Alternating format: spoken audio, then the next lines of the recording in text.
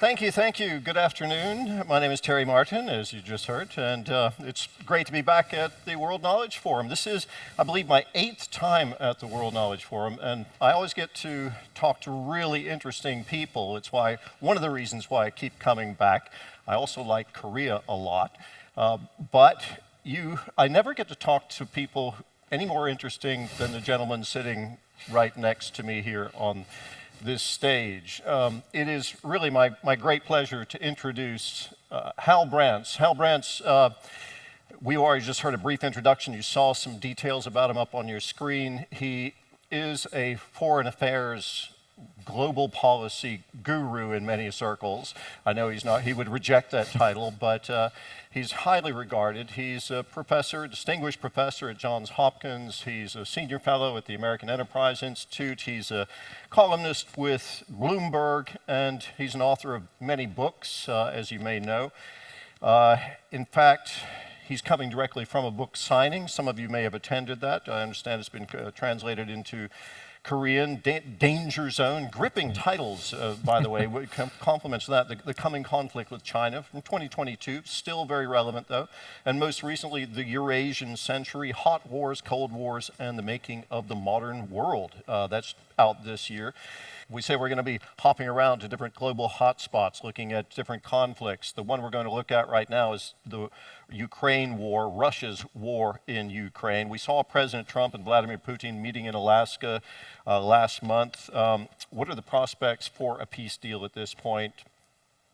I think they're pretty slim, and I mentioned that I got off the plane and saw news of the Israeli strike in Qatar. The other thing I saw when I got off the plane was news that a number of Russian drones had crossed into Poland and had apparently been shot down by the Polish Air Force, maybe with some support from other NATO countries. And that's a reminder that while the war has been mostly localized in Ukraine, the longer it goes on, the more assertive Russia feels, the higher the chances that it will spill over in some way or another.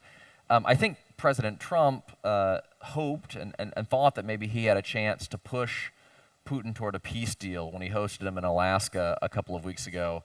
Unfortunately, there's just not much evidence to suggest that Russia's objectives in the war have changed at all. When Putin talks about Russia's objectives, they appear to be the same as they always have been, which is not just the conquest of more territory from Ukraine, but basically destroying Ukraine as an independent political entity that can make its own choices about foreign policy and whether it's going to align with the West rather than Russia. That's been his goal throughout this conflict, and there's not much to suggest that has changed.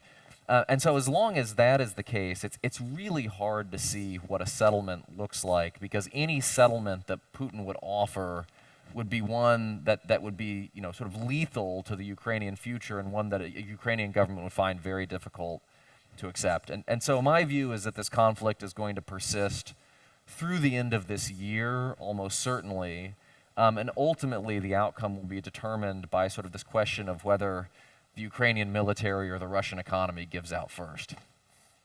Interesting. Yes, just yesterday I had a session which involved the former foreign minister of Ukraine. He told me too that he does not see that we are nearing peace there anytime soon either.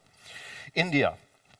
Many people expected that the U.S. and India would have better relations under Donald Trump, that Donald Trump would try to move closer to stronger ties with India. Now we've seen massive tariffs being imposed on India for buying Russian oil, and this involves the Ukraine conflict as well. But anyway, so far we've seen disputes over trade, security issues, the war in Ukraine, all of it affecting that. Why are U.S.-Indian relations deteriorating? I think this has been one of the big surprises of Trump's second term, in part because President Trump and Prime Minister Modi got along pretty well during Trump's first term. Trump traveled to India, and Modi had a big rally in his honor. Modi came to the United States, and Trump repaid the favor. These are leaders that both have sort of very populist, personalistic styles of politics. They both take sort of a transactional approach to international affairs. There seemed to be a lot to suggest that they would get along. And moreover, deeper engagement with and support for India has been a story of U.S. foreign policy on a bipartisan basis for the last 25 years, really going back to the very end of the Clinton administration in 1999 and 2000. American leaders have tried to cultivate a partnership with India because they say, well, you know, America is the world's oldest democracy, India is the world's largest democracy, there should be an ideological affinity there. They think of India as a key contributor to a balance of power in Asia that wouldn't be dominated by China, so there's a geostrategic imperative there. Exactly. And over the past 10 years in particular, that they've looked at India as an alternative to China when it comes to supply chains and technological development and other aspects of the international economy. And so it sort of seemed for a long time like this relationship was destined to work in one way or another. But there have been some strains, and I think the Trump administration has brought them to the surface. And so one strain was that American leaders, I think, have long been frustrated with protectionist economic policies in India. Up until 2025, the idea was that you would sort of chip away at that issue privately, incrementally, as opposed to having a public confrontation. The Trump administration had less patience with that approach. The other issue that has sometimes been a source of friction in the U.S.-India relationship is the perception in the United States that India sort of plays both sides of the fence when it comes to international politics. And so the United States and India have pretty close cooperation on Asian security issues and issues pertaining to balancing against China. But India follows its own national interests and has long gone its own way in dealings with Russia in particular, which has long been a crucial strategic partner for India. And that is at sort of the root of this dispute over India buying Russian oil. It's a complicated backstory because the U.S. actually encouraged India to buy Russian oil in the early stages of the war. The Trump administration, again, has had less patience with that because Trump looks at this and he says, if the Russians couldn't sell oil to India and also to China, it'd be very difficult to keep funding the war. And so he sees this Indian practice as a barrier to the peace that he's trying to broker. And then there's one last piece of this, which makes it even knottier, which is that I think Trump is quite serious when he says that he wants to win the Nobel Peace Prize. And we've had reports that he was very encouraged by the fact that Pakistan nominated him for the Nobel Peace Prize after he may or may not have played a role in mediating between India and Pakistan early this year. And he was annoyed that the Indians had not done the same. And so, you can decide how seriously you want to take that, but I don't think it's an outlandish approach. So that's all the backstory. I mean, what I will say just about the road forward, we've seen even in the past 24 hours, Trump and Modi have sort of tweeted very nice things about each other. They've said that they are going to continue to negotiate on the tariff issue and that they both see a lot of value in the relationship. I hope, and I think ultimately, that we will get some sort of deal here because from an American perspective, there's really no way of balancing against Chinese power in Asia without India. And from India's perspective, there's no way of balancing against the big Chinese power next door without a functional relationship with the United States. So many analysts have been saying that the Trump administration is at risk of pushing India into the arms of China. India and China having been great geostrategic rivals for a long, long time. You don't really see that happening. No, I think Indian officials understand that if they were to sort of go over to the Chinese side of the fence, that would be sort of quasi-suicidal from the perspective of Indian security and perhaps economic interests. There has been a modest thaw in India-China relations underway for about 2 or 3 years, basically trying to get back to where things were before that deadly border clash in the Himalayas in 2020. And so U.S. policy has probably given Prime Minister Modi a little bit of extra incentive to go in that direction. But I think I would view this very much as sort of a tactical repositioning by India rather than a bigger strategic shift. Focusing now on China itself. President Trump started out with high tariffs on China, trade pressures. Now he seems to be looking for a big economic deal with Xi Jinping. What is Trump trying to achieve, and how likely is it that we'll see some sort of bargain in the making there? Well, I think Trump has always seen himself as the world's ultimate deal maker, and that certainly applies to the relationship with China. It's interesting that we often date sort of the emergence of the U.S.-China, the new Cold War, this great power rivalry to President Trump's first term, which is appropriate in many ways because that was when a number of U.S. policies toward China shifted. But you'll recall that Trump actually spent the first 3 years of his presidency chasing a big, beautiful trade deal with China, which was signed in January 2020, and then COVID came along and the relationship fell apart. I think Trump has had in mind some sort of economic deal with China since he took office again in January 2025. He started out by pursuing that through pressure tactics, layering on tariffs on the fentanyl issue, and then tariffs, the Liberation Day tariffs in early April, to the point where you had sort of 143% or whatever the number was, tariffs on Chinese goods by the time we got to the middle of that month. Trump has since pivoted, in part because he was sort of shocked by how hard the Chinese were able to squeeze the United States with its export controls on rare earth elements. But the objective is the same. He's still trying to get this big breakthrough deal with Xi Jinping, focusing on economic issues. And we've seen some discussion of what this might look like, greater Chinese soybean purchases from the United States, maybe greater access to the Chinese market for U.S. firms, perhaps some Chinese investment in the United States and other things of that sort. I think there are sort of two big challenges to the China ploy that Trump is attempting right now. The first is that the Chinese government doesn't seem to be in a hurry to cut a deal. I think Xi Jinping believes that China is in a very strong position because of the rare earth export controls that I just mentioned. And so for the last couple of months, he has been happy to sort of sit back and accept a number of concessions that the U.S. has made on semiconductor export controls, to give just one example, and to kind of wait for things to come to him. So there hasn't actually been a huge amount of progress in these talks. And I think you've seen Trump get a little bit frustrated over that in the past 10 days or so. The second reason, though, is just that regardless of whether Trump and Xi Jinping can work out some sort of trade deal, the reality is that the U.S.-China relationship is going to remain fundamentally antagonistic for a long time to come. The economic fundamentals of the relationship are bad. There's no chance that China is going to change its export-oriented economic model, which creates overcapacity problems for the U.S. and other countries around the world.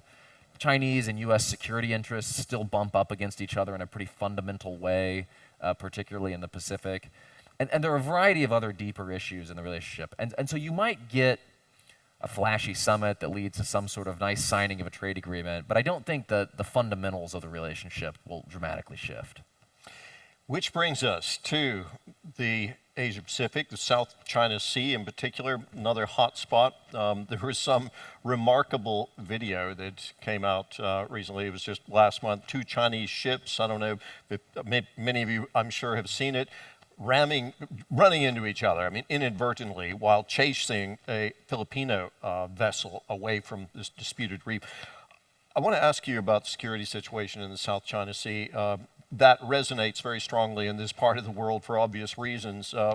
What about Taiwan? What about the danger of a conflict? I do lots of interviews on this subject as well, and the question to the analysts is always, so when do you think we're going to see some sort of hot conflict in the South China Sea?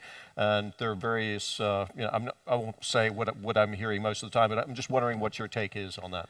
So the footage that you referred to came from around a place called Second Thomas Shoal, where the Philippines and China have been sort of disputing a semi-submerged reef for a long, long time.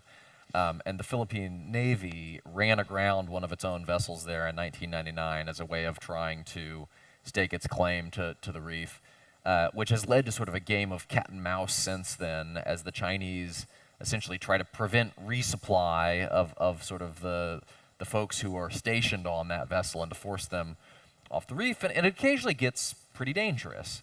I think sort of the bigger story in both the South China Sea and in the Taiwan Strait is that we're looking at a China that is increasingly militarily capable, that is increasingly asserting its interests around disputed territories, And as that happens, the danger of a larger outbreak of violence gets bigger. If we're thinking about the South China Sea, the really sort of troubling scenario in my mind is one in which a Chinese Coast Guard vessel rams or otherwise interferes with one of these Filipino Navy vessels. A Filipino service member is killed, and that could trigger the U.S.-Philippines Defense Treaty. In fact, the United States has basically said if China kills Filipino personnel in the South China Sea, that would invoke the U.S.-Philippines alliance, and then we'd be into a larger crisis. And so the more Chinese coercion you get around these disputed features, the higher the chances of something like that eventually happening. The other problem spot, of course, is Taiwan. And here, the Chinese military buildup and the buildup of Chinese military activities has been pretty remarkable. So if you think back just 3 years to August 2022, it made global news when China carried out these very aggressive military exercises around Taiwan after Nancy Pelosi, then the Speaker of the U.S. House of Representatives, went to visit. The Chinese are now doing things of this nature on a regular basis, several times a year. You have increasingly aggressive aerial flights and Coast Guard patrols around some of the outlying islands of Taiwan. The Chinese are basically advertising their ability to do a blockade or a quarantine or some other operation against Taiwan on very short notice. I think what's driving this, very briefly, are two factors. First, China's military capabilities are getting better, so China believes it has a greater ability to coerce Taiwan than it has before. But second, China has become more alarmed with the trend of Taiwanese politics over the past decade, and particularly since 2024, when William Lai, the current president of Taiwan, was inaugurated. I won't go into a lot of detail on this, but basically the fear in Beijing is that Taiwan is drifting away from the mainland politically, and at the same time, China is getting greater ability to coerce Taiwan militarily. That's a bad combination, and so it's hard to predict when exactly a crisis might happen, but the risks are certainly rising. Which brings us now back to this, where we are right now on the Korean Peninsula.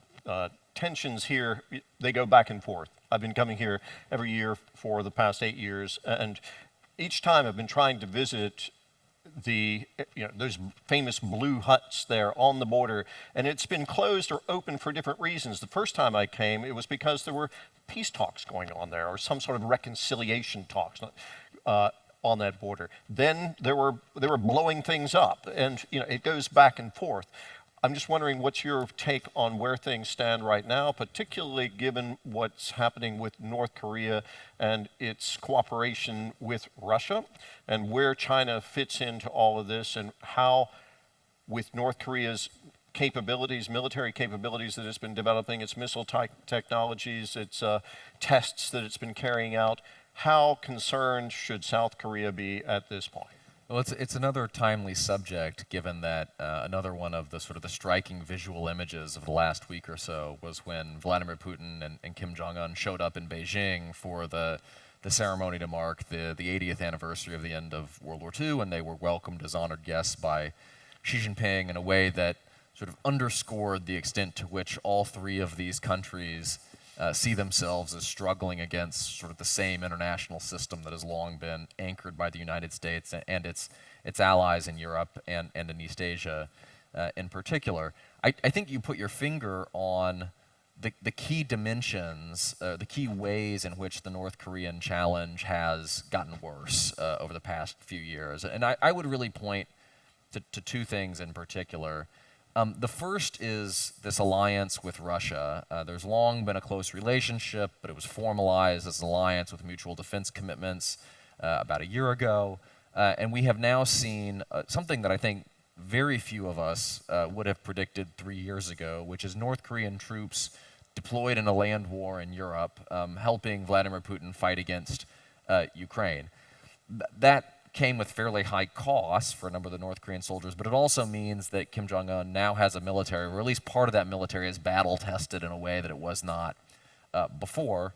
And it indicates also the benefits that North Korea is getting from this relationship, not just the military experience, but also We've had reports that the Russian technology and know-how is now fortifying the North Korean defense industrial base and North Korean weapons programs. And of course, Russia has played a larger role in trying to shield North Korea from international scrutiny of its weapons programs over the past year and change in particular. So that's one way in which the challenge has gotten worse. The other way is simply that the North Korean nuclear and missile programs have become more advanced and more sophisticated than they were at the beginning of the last Trump administration, when we had a year of fairly high tensions followed by a year of negotiations after that. And this is really bringing, I think, the U.S.-South Korea alliance to an inflection point. And so what's going to happen at some point this decade, if it hasn't happened already, is that North Korea's intercontinental attack capabilities will basically outpace U.S. homeland missile defenses, unless those defenses are improved in a significant way. And when that happens, I think it creates pretty fundamental questions for the U.S.-South Korea alliance, because from that point onward, every U.S. president will have to take into account the risk that if America intervenes in a conflict on the Korean Peninsula, you could see nuclear strikes against the United States itself. And that sort of threatens the extended nuclear deterrence pledge that has underpinned the U.S.-South Korea relationship for a long, long time. You have seen the U.S. and South Korea start tackling that problem. The Washington Declaration that was made by Presidents Biden and Yoon back in 2023 was meant to address this by creating forums for consultation on nuclear issues and seeing greater deployments of American nuclear weapon submarines around the Korean Peninsula and things of that nature. But I think that's sort of only the beginning of the steps that the U.S. and South Korea are going to have to take to make sure that the alliance remains cohesive as the North Korean threat increases. Okay, we're going to move to questions here in just a second, so be ready for that.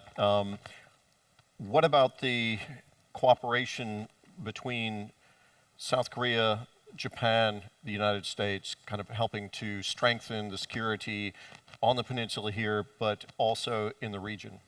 I think this has been one of the really positive developments, certainly from an American perspective, over the past few years. Just to zoom out briefly before zooming back in, the key, I think, to understanding the statecraft of the U.S. in the Asia-Pacific over the past decade, and under the Biden administration in particular, is to try to create greater connective tissue between America's various bilateral security relationships in the region. And so there has never been a region-wide alliance that the United States leads in Asia in the same way that there has been in Europe, and that creates various dilemmas. But what the United States has been trying to do is to make sure that there is greater connectivity between those various relationships.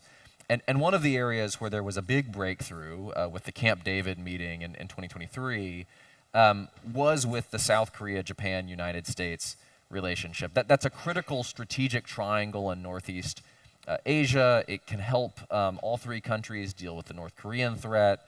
It can help all three countries coordinate on other threats to regional security in the Western Pacific and in the Taiwan Strait in particular.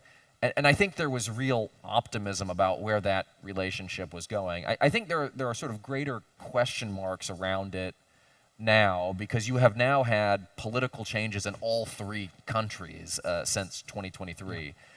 But I hope that it will continue. I hope the U.S. will remain engaged on this issue. I hope that the political leadership in Japan and South Korea will remain engaged on these issues. But I think it really is the key to sort of creating greater resilience in Northeast Asia to these various forms of coercion.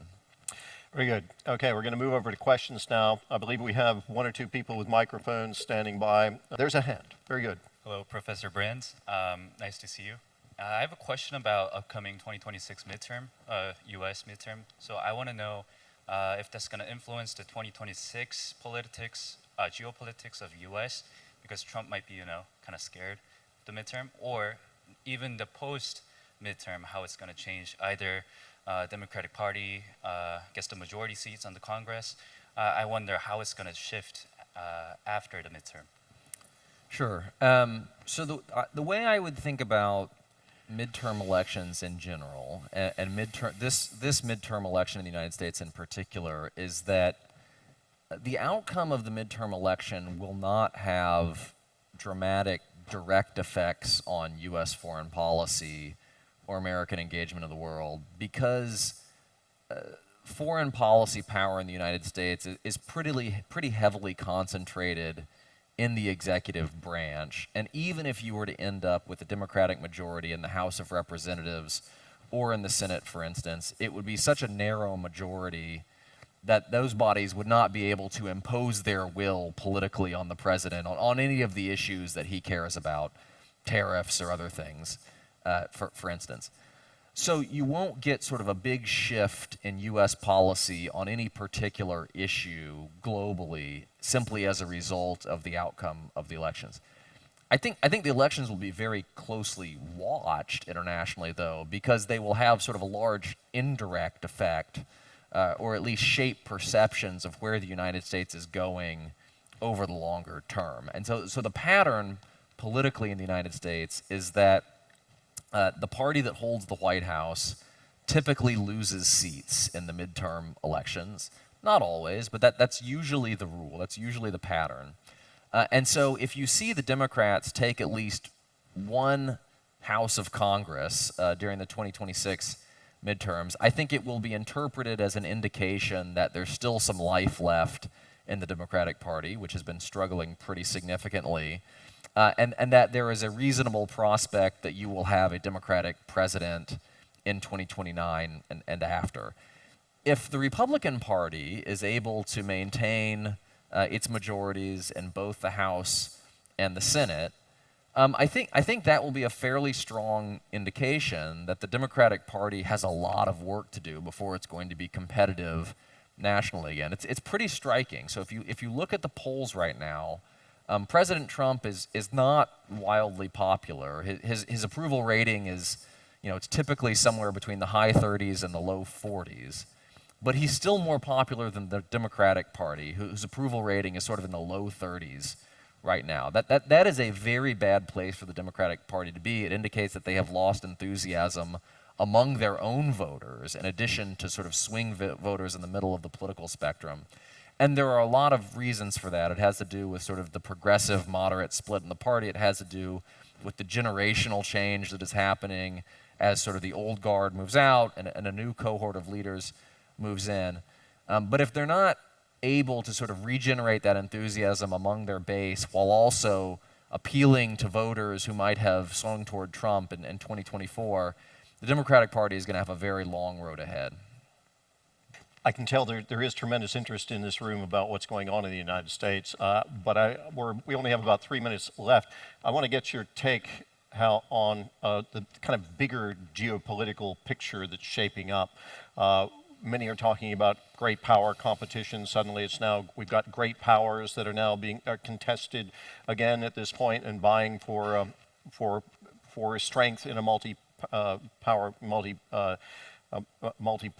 world. But the one question that many have is, with the United States kind of withdrawing to some degree from the world stage in certain ways, what is going to fill the vacuum? Do you see, with the G8 and the G20 being challenged, with even the United States putting NATO into question to some degree, and the U.S. kind of pulling it back with the America First policy, do you see other groupings taking shape, be it the Shanghai Cooperation Organization, where we just saw the big meeting taking place in China, or the BRICS states? Do you see those organizations or organizations like them playing a greater role moving forward in world policy? That's a really interesting question. Let me try to sort of briefly offer 3 thoughts in response to that.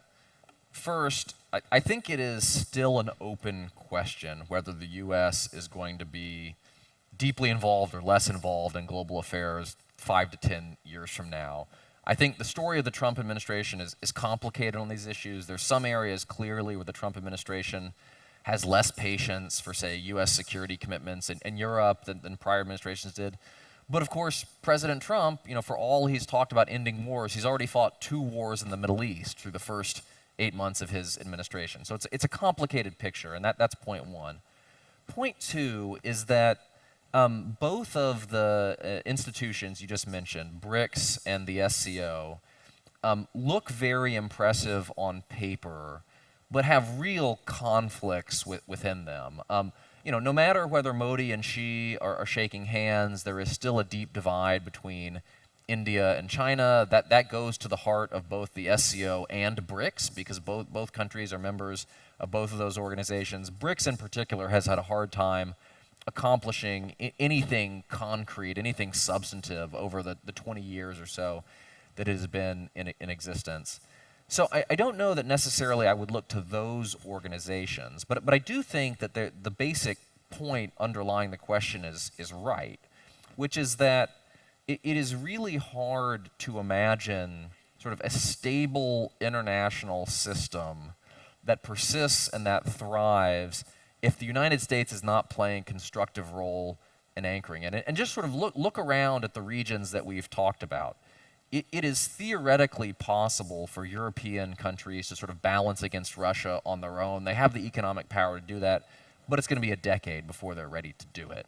In theory, you could get an Israel Gulf Arab combination in the Middle East that would balance against Iran, but as we've just seen, there are real divides there as well. And then when you look at East Asia, when you look at this part of the world, the challenge is that there's not even theoretically a coalition of countries that can push back against China without American support. And so the United States is going through sort of a strange and tumultuous period at the moment, but the reality is that its power and its engagement remain critical to any stable international order. Hal, thank you very much. Ladies and gentlemen, Hal Brands. Okay. Thank you so much.